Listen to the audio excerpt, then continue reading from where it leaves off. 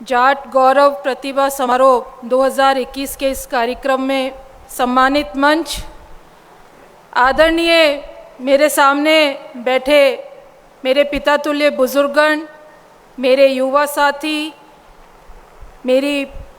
प्यारी कॉलेज की बच्चियां दिख रही हैं, महिला साथी, मीडिया के बंधु और इस फाउंडेशन से जुड़े हुए तमाम आयोजक और सदस्यगण, सबसे पहले मैं वीरों की इस धरती को प्रणाम करते हुए आप सबको नमन करती हूँ। मेरा सबको राम राम साहब। हमारे बीच में जो मुख्य अतिथि हैं, समय समय पर हमारे महामहिम राज्यपाल महोदय हमेशा समाज के उत्थान की बात करते रहे हैं, किसान की बात करते रहे हैं। बहुत समय पहले 1932 का समय था जब एक विशाल जाट महासभा का आयोजन झुंझुनू जिले के अंदर हुआ था और उसके अंदर सीकर के और आसपास के लोग भी आमंत्रित किए गए थे और बहुत ज़्यादा तादाद के अंदर किसान वर्ग और जो सामंतों से दुखी थे वो लोग सारे सबने प्रचार प्रसार करा और एक बहुत बड़ा एक सैलाब उमड़ा झुंझुनू जिले के अंदर और बहुत ही सफल जाट महासभा का आयोजन हुआ था। मैं समझती हूँ कि ऐसे मौके पर अगर हम लोग जिले के जो जाट नेता रहे हैं, ऐसे टाइम पर मैं याद करना चाहूँगी चौधरी हरलाल सिंह जी को, जिन्होंने उनका बहुत बड़ा योगदान रहा। जाट महासभा जब हुई थी उसको लोगों को इकट्ठा करना, सामंतवाद के खिलाफ आवाज़ उठाना और अपनी बात रखना कि हमारे समाज के लोग आगे बढ़ें, पढ़ाई करें और उस ऊंचे स्तर पर पहुँचे जहां उनको पहुंचने का अधिकार है। उनका एक बहुत बड़ा योगदान रहा और इस मंच से मैं उनको नमन करना चाहूँगी। दूसरे जो शख्स हैं इस मौके पे मैं चर्चा करना चाहूँगी वो हमारे स्वर्गीय शीशराम जी ओला जी को करना चाहूँगी, क्योंकि जो रिजर्वेशन की बात चलती है, हमारे समाज के उत्थान की बात चलती है साथियों, और मैं समझती हूँ कि जब हम आम आदमी के तौर पर जब कहीं पे हमारे बच्चे परीक्षा देना जाते थे या किसी परीक्षा के अंदर बैठते थे, कहीं पे भर्ती के अंदर जाते थे तो बड़ी दिक्कत आती थी। लेकिन जब आरक्षण के अंदर हमारा नंबर आया और जिसमें बहुत बड़ा योगदान हमारे ओला साहब का रहा, तो मैं समझती हूँ कि आज जब जितने IAS, RS और सेना में जो भर्ती हुए हैं लोग, उनके अंदर भी एक बहुत बड़ा तादाद के अंदर हमारे समाज की भागीदारी रही है और आगे भी रहेगी। मैं अपने पिताजी को भी याद करना चाहूँगी, रामनारायण चौधरी जी को भी इस समय। उनसे जब कुछ बन पड़ा, जब वो व्यवस्था के अंदर थे, राजनीतिक व्यवस्था के अंदर जब वो थे, विभिन्न विभागों के जब वो मंत्री बने, तो हमारे जाट समाज के हजारों लोगों को उन्होंने नौकरियां दी। जब डिग्री नहीं हुआ करती थी, केवल उनके मन में था कि मेरे समाज का बच्चा आगे बढ़े और नौकरी के अंदर जाए, तो उन्होंने जब अपने अपने विभाग जब उनके पास था, चाहे वो परिवहन विभाग हो, चाहे वो आवासन मंडल हो और अन्य विभाग थे, उन्होंने अपने समाज को आगे बढ़ाने का, नौकरी देने का काम करा। यहाँ पर मैं सिर्फ इतना कहना चाहूँगी, जब हम समाज की बात करते हैं तो व्यवस्था की बात भी होनी चाहिए। चाहे राजनीतिक व्यवस्था के अंदर हमारे लोग बैठे हों, चाहे प्रशासनिक व्यवस्था के अंदर हमारे लोग बैठे हों। बहुत से ऐसे किस्से हैं जो मैं समय होगा कभी तब अब हम लोग बैठेंगे, चर्चा करेंगे। लेकिन जब हम किसी पोस्ट पर चले जाते हैं, चाहे हम मंत्री बन जाएं, चाहे हम विधायक बन जाएं, चाहे हम IAS अधिकारी बन जाएं, RS अधिकारी, IPS अधिकारी,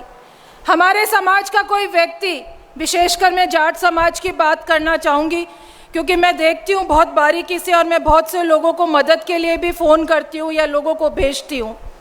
तो जो सबसे कमी हमारे समाज के अंदर मैं महसूस करती हूँ वो होती है जब हम व्यवस्था के अंदर होते हैं तो हमारे समाज की हम उस हद तक मदद नहीं कर सकते जितनी हमें करनी चाहिए। मैंने एक अधिकारी को फ़ोन करा पुलिस विभाग के, मैंने उनसे आग्रह करा कि ये अपने समाज का अच्छा थानेदार है, पुलिस विभाग से संबंधित काम था। और इसको आप देख लें तो सामने से उस अधिकारी का, बड़ा अनुभवी अधिकारी था, उसका मेरे को जवाब दे, मैं सुन के दंग रह गई कि विधायक महोदय मेरे पे जाट होने का ठप्पा लग जाएगा। इस चीज़ से साथियों हम लोगों को बाहर निकलना होगा,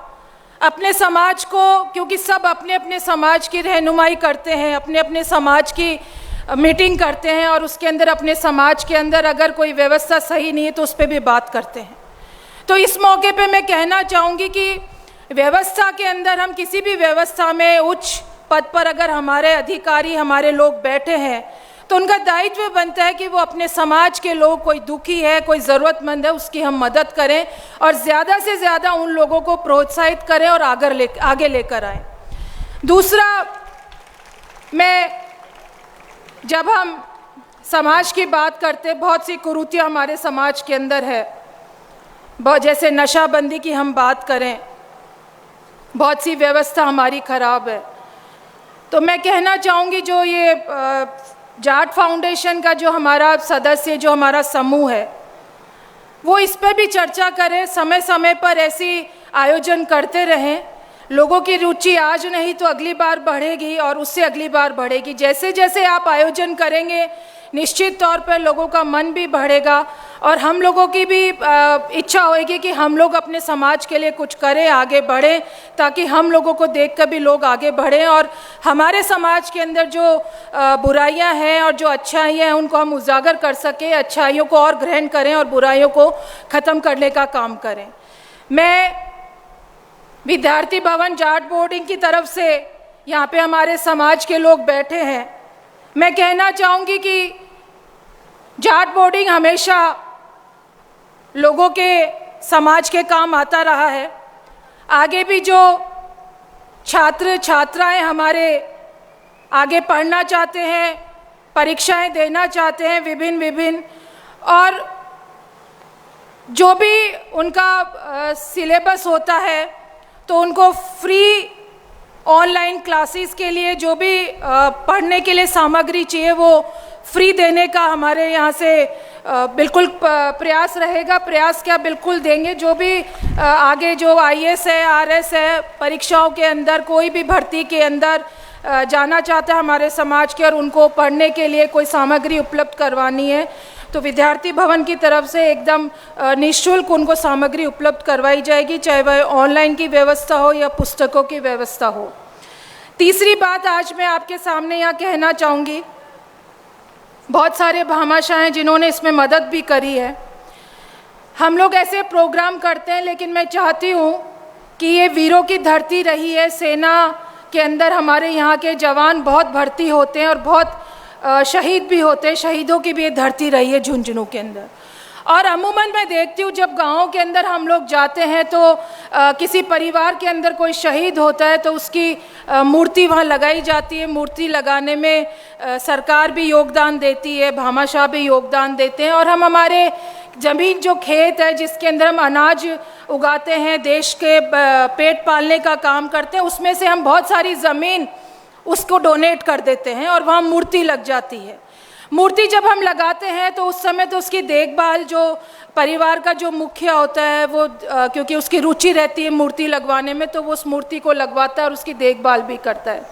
पर मैंने देखा है अमूमन जब दूसरी और तीसरी पीढ़ी आती है और हम लोग शहरों की तरफ जा रहे हैं, पढ़ाई के अंदर हमारा नंबर आ जाता है, हम लोग राजस्थान से बाहर भी जाते हैं, पीछे हमारा परिवार गाँव के अंदर नहीं रहता है, तो जिन्होंने इस देश के लिए बलिदान दिया, कुर्बानी दी, उन लोगों की जो मूर्तियां गाँव के अंदर लगी हुई हैं वो बहुत ज़्यादा लोग उसका ध्यान नहीं रखते और उनको जो सम्मान मिलना चाहिए वो सम्मान नहीं मिलता। तो मेरा आग्रह है उसके अंदर मैं भी पूरी कोशिश करूँगी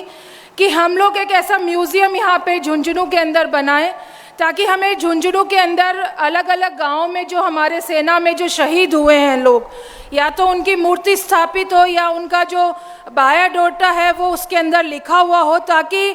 क्योंकि यहाँ पर सैलानी भी बाहर से लोग आते हैं, घूमने आते हैं यहाँ पर,